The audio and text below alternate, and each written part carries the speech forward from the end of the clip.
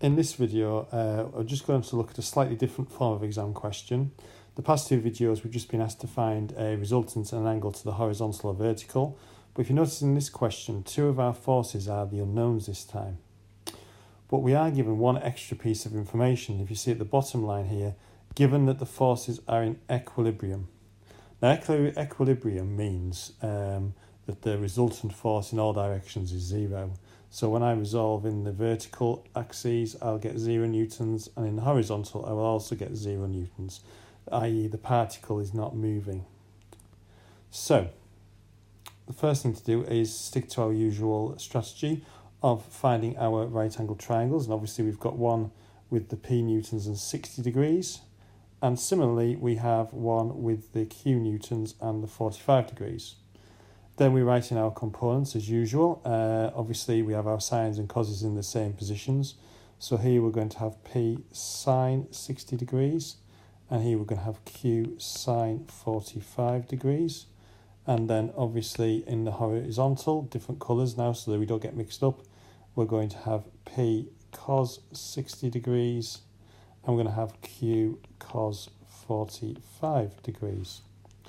So now we have all our components in horizontal and vertical. What we're going to do now is we're going to set up two equations. So if we remember, these are in equilibrium. So if I look at the horizontal, I have 80 newtons, take away P cos 60 degrees, take away Q cos 45 degrees is equal to 0. They will all sum to 0 if this is in equilibrium. Simplifying this down, if you look on your scientific calculator, cos 60 and cos 45 give you some quite nice numbers. So we're going to have 80, take away half p, take away root 2 upon 2q, and that equals 0.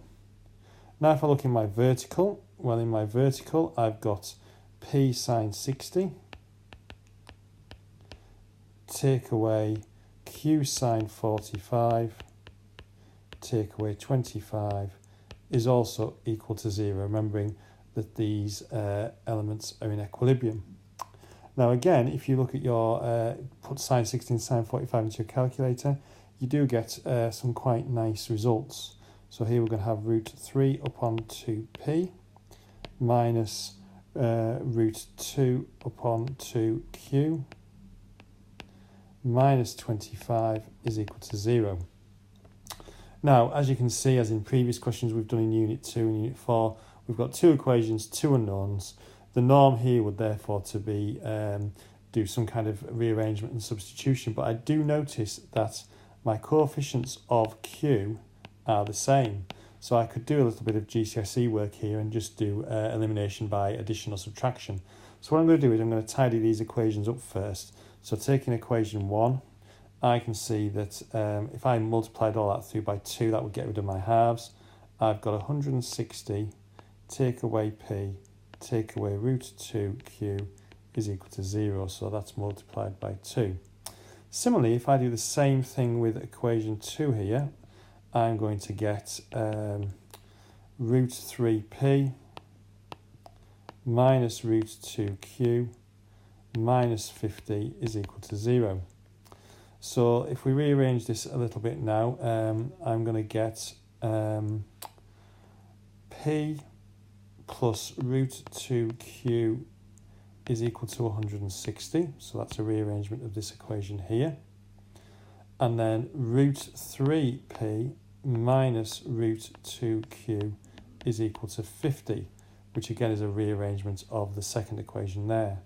Now, using my method of elimination, if I just add these two simultaneous equations together, I'm going to get 1 plus root 3p. The q's will cancel, is equal to 210. So therefore p is 210 divided by 1 plus root 3. That gives p as a value of 76.9 newtons. Then what I would do is I would then take that value and I would substitute it into one of my other equations.